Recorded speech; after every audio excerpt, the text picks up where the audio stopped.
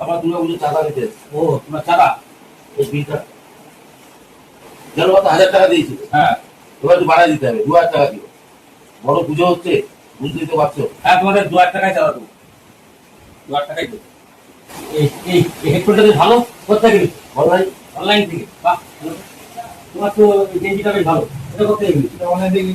Online, তাহলে টাকা পুরো চাঁদাটা অনলাইন থেকেই নাও। অনলাইন থেকে চাঁদা পাওয়া যায় না?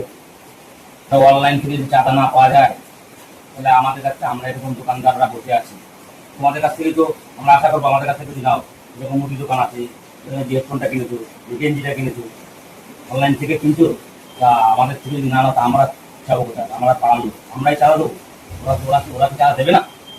হ্যাঁ আমরা চাঁদা দেবো না, আমরা চাঁদা দেবো না। না না না না, তোমরা যেও না, তোমাদের চাঁদা আমি দেবো।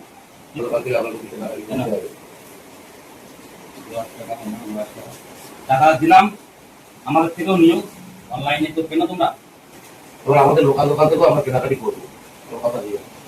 এই ভিডিওটা করার উদ্দেশ্য হলো যে লোকাল দোকান থেকে যদি আপনারা কেনাকাটা করবেন, ওরা যাবে কোথায়?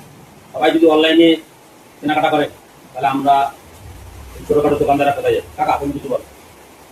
আমরা একটা সাধারণ মানুষকে জানানোর জন্য বলছি যে সবাই যদি অনলাইন থেকে কেনাকাটা করেন তাহলে পাড়ার দোকানদারগুলো, ছোট দোকানগুলো, তারা কি করে বাঁচবে?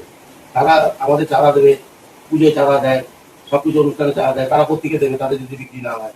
আর সবার কাছে আবেদন যে আপনারা লোকাল দোকান থেকে কেনাকাটি করুন।